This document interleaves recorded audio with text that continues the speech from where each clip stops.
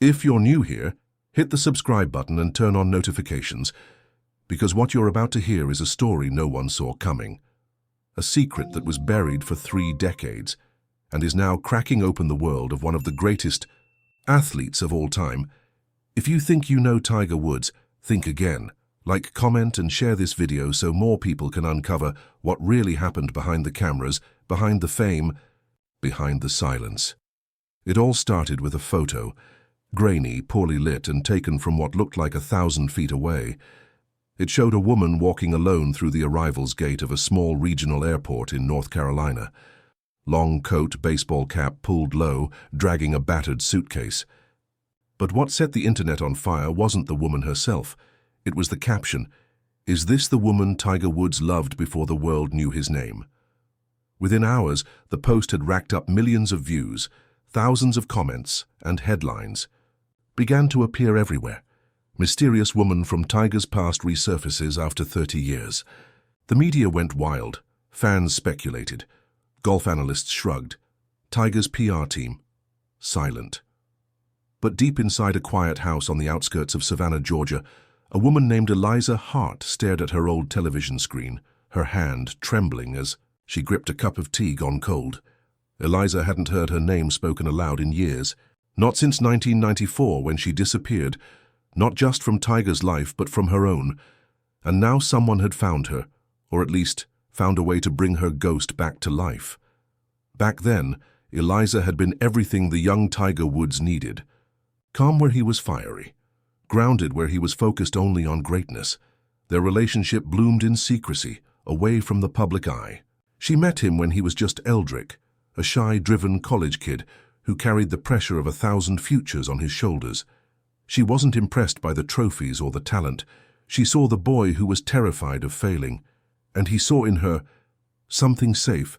They were young, but not foolish. They dreamed, whispered about futures neither dared to believe in out loud. And when Tiger won his first amateur championship, Eliza was there, hidden behind the crowd, smiling. Always in the shadows, always out of frame. That was the deal. "No distractions," he'd said. "Not yet." She'd agreed, but what neither of them saw coming was how fast everything would change. Fame didn't just knock on Tiger's door, it broke it down. Endorsements, interviews, appearances. And with it came rules, contracts, image management. Eliza, once the grounding force in his life, became a liability in the eyes of the machine built around him. She wasn't polished, she wasn't marketable, she was just real. And that made her dangerous. The decision came quickly. One cold, November morning, Eliza received a handwritten letter. No phone call, no visit, just ink on paper. "This life isn't safe for you anymore. I'll always be grateful, but we both know what has to happen." No signature, no goodbye. Eliza vanished. No forwarding address, no social media, no trace. Until now. The woman in the photo was Eliza, 30 years older, the same storm in her eyes, walking straight into a storm she hadn't asked for. But she wasn't returning to reopen old wounds. She was carrying something, a small leather folder zipped and worn. Inside, the truth. About why she left, about what she knew, and about the secret Tiger Woods never told the world. And someone didn't want her to speak. Eliza hadn't planned to ever return to the public eye, not now, not ever. For 3 decades, she'd lived a life of silence, a ghost in her own story.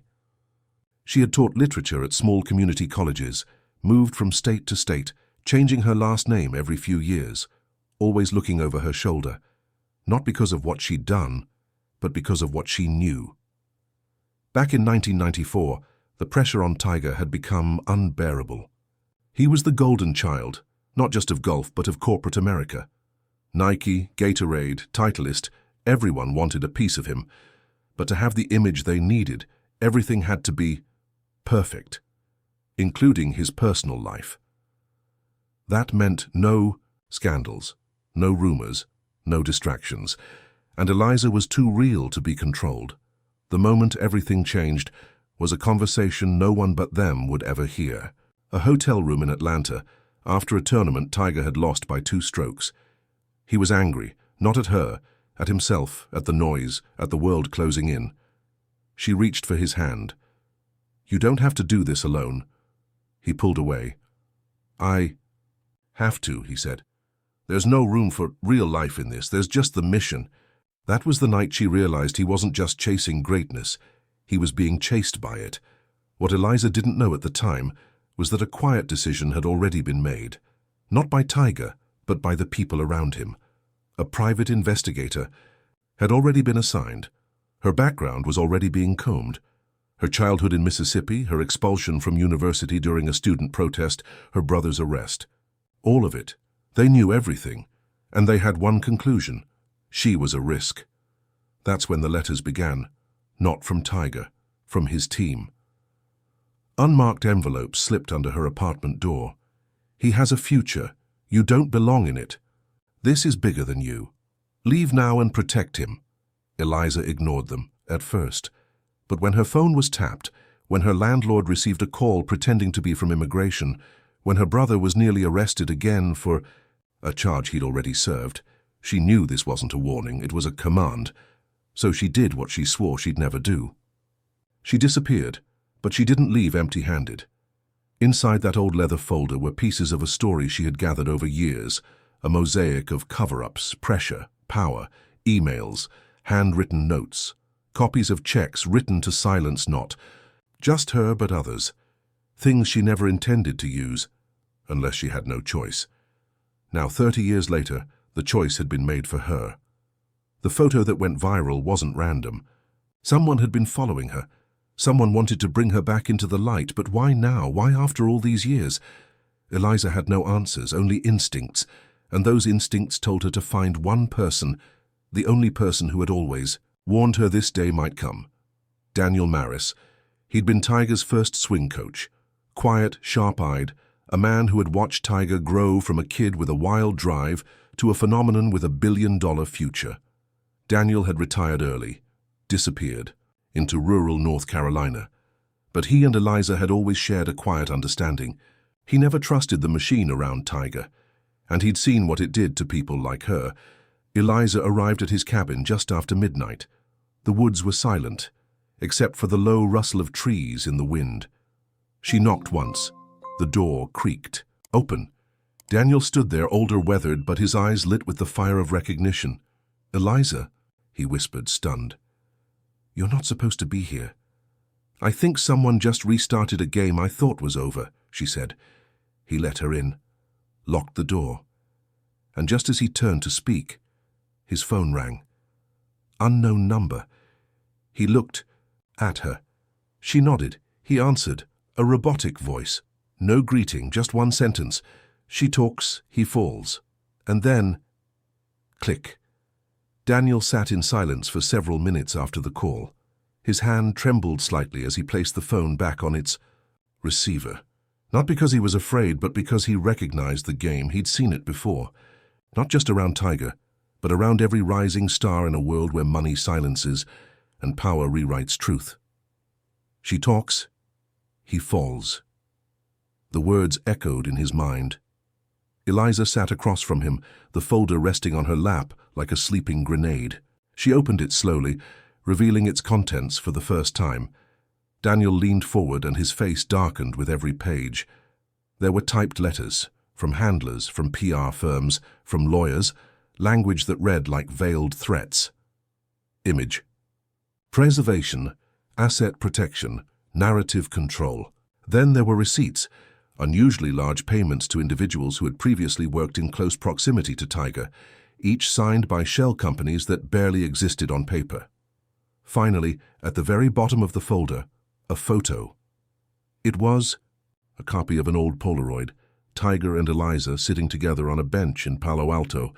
No one else in the frame, just them, smiling, at peace. It was dated April 3rd, 1994, just 2 weeks before she vanished. "This is the part they didn't want to exist," Eliza said. "The part that makes him human." Daniel exhaled. "You don't understand, Eliza. If this gets out, it won't. Just destroy them. It might destroy him. He's not who he was back then." Eliza looked down. "Neither am I. For a moment, the cabin was silent. Then Daniel stood, walked to the window, and pulled the curtain aside just a sliver. A black SUV sat parked across the road. Lights off, engine humming, they weren't alone. They found you fast, he said. Too fast, Eliza nodded. That's why I came here. I need help. Not just to survive this, but to finish it. Daniel turned. Then we have to move. Now. They packed quickly. Daniel stuffed the documents into a weatherproof duffel and handed Eliza a burner phone. We're going off-grid. I know someone who can help us digitize this without leaving a trace. They left the cabin before dawn, driving west toward Tennessee. Every highway exit, every rest stop, Daniel checked their tail. The SUV didn't follow, but Eliza could feel eyes everywhere. She wasn't paranoid. She was prepared. As they drove, she told Daniel the part she hadn't written down, the secret that haunted her more than any paper trail. Back in '94, just weeks before she disappeared, Eliza had found out she was pregnant. She never told Tiger, and after she fled, she miscarried. The grief nearly swallowed her. But what made it worse was knowing why she had to hide it, the pressure, the fear, the control. Daniel clenched the wheel. They didn't just erase you. They erased your future. Eliza looked out the window. No, I buried it myself because I thought protecting him meant destroying me. They arrived in Knoxville that evening, where Daniel's contact, a former cyber forensics expert named Maya, waited in a rented cabin surrounded by satellite blockers. She took the duffel, scanned the files, and within an hour had backups encrypted on decentralized drives. You're about to start a war, Maya said, and once it begins, it won't stop until someone falls. Eliza looked at the screen, her life digitized, her pain in folders labeled evidence. I'm not here to bring anyone down, she said quietly. I just want the truth to exist. Somewhere. But it was too late to whisper, because someone else had already found the truth. That night a leak hit the dark web, an anonymous post, with the title, The Hidden Chapter of Tiger Woods.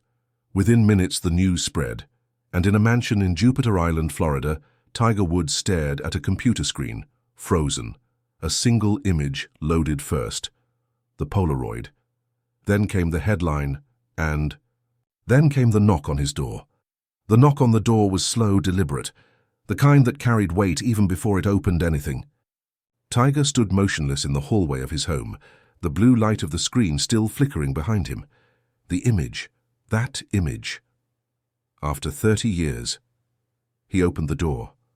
Rob Carson stood there, his longtime manager, eyes bloodshot, jaw clenched, phone vibrating non-stop in his hand. Tell me this isn't real, Rob muttered, shoving the screen in Tiger's face. The headline blazed, The Hidden Chapter of Tiger Woods, A Silenced Love and the Machine Behind the Legend. Tiger didn't answer.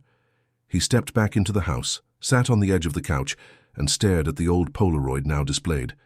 On every device in America. He hadn't seen that photo since the day it was taken. He hadn't wanted to see it, because it wasn't just a memory, it was a fracture.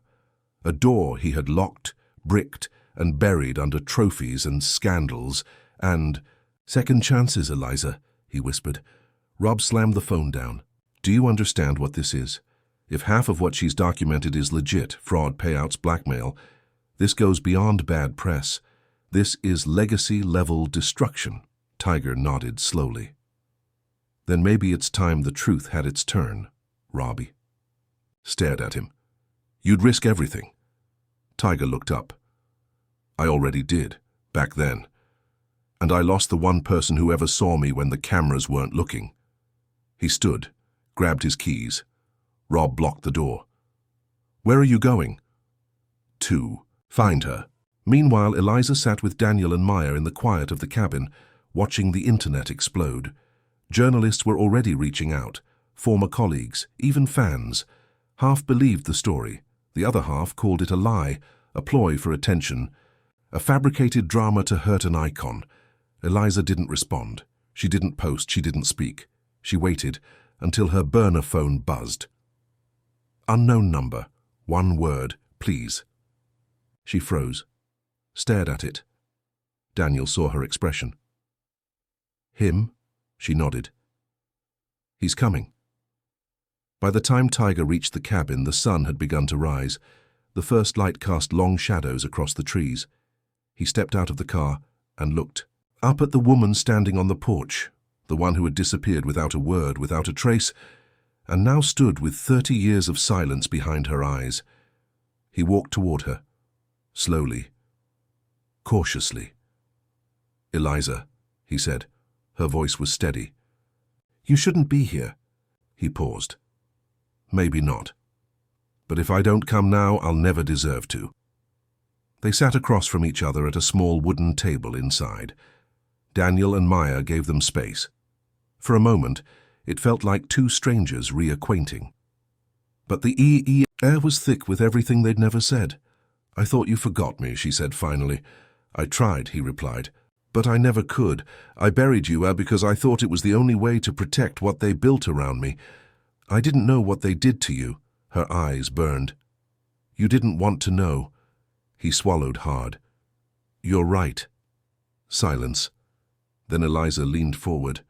"So why are you here?" Tiger looked down. "Because I spent 30 years protecting a version of myself that wasn't real. And now I need to face the one part of my life that was." She exhaled, looked away, then handed him the folder. "Read it. All of it. Then decide what comes next." Tiger didn't open it, not yet. He just nodded, but outside the storm was already gathering. The PGA released a statement. Sponsors began pulling ads. Commentators debated whether this would eclipse every other scandal he had survived. And inside the chaos, one question dominated. Was Tiger Woods the villain of this story, or its greatest victim? Eliza didn't want revenge. She wanted reckoning. But what she didn't know was that not everyone in Tiger's world was ready to let go of control. That night, Daniel found a bug in the living room lamp, and the black SUV wasn't alone anymore. The night was too quiet. Daniel stood at the window scanning the tree line. The second SUV was still parked down the hill, headlights off, as if the darkness made it invisible. But Daniel had been in too many operations to ignore the pattern. They weren't just watching. They were waiting. Inside, Eliza sat beside Tiger, the folder now open between them. He read in silence, page after page, and with each document his face changed. Grief, guilt, rage, shame. Until finally, he reached the last item, a typed letter Eliza had written to herself 10 years ago. It wasn't angry. It wasn't bitter. It was a goodbye to the version of her that had loved without fear, and to the silence that had nearly broken her. Tiger folded it carefully and placed it back. "You shouldn't have had to carry this alone." Eliza looked at him. "I did, and I survived, but surviving isn't the same as healing." Before he could speak again, the power cut out. Everything went black. Maya sprang into action, pulling the emergency generator. Daniel moved fast to secure the doors. But it was already too late. 3 men dressed in tactical black slipped into the cabin through the rear. No logos, no identification, just efficiency. Tiger stood between them and Eliza without hesitation. The lead man raised a gloved hand. "Mr. Woods, we're only here for the files." Tiger's jaw clenched. "Then take me, leave them." Eliza stepped forward. "No, that's what they always do. Trade people for silence. I won't do it again." The man moved toward the table, toward the bag with the encrypted drives. And that's when Maya did something none of them expected. She pulled a tiny device from her pocket. A fail-safe. "You erase this," she said, "and 10 copies go. I'll live around the world. Newsrooms, social platforms, dark web archives. Try me." The man hesitated, then his comm crackled. Her voice, calm but final. "Abort." They backed away.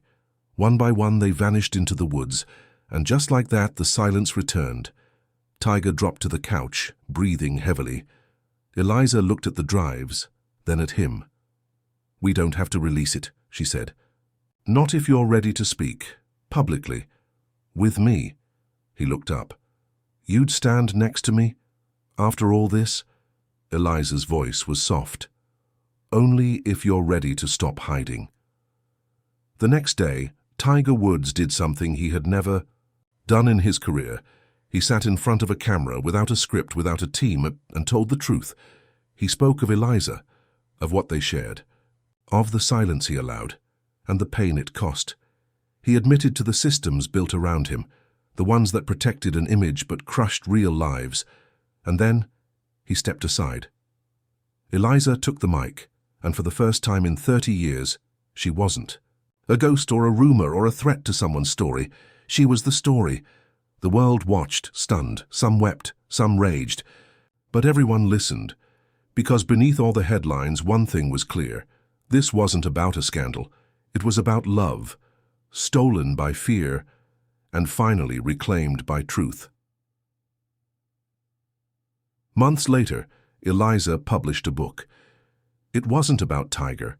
It was about survival, about rebuilding, about reclaiming your voice, even when the world tells you to be quiet.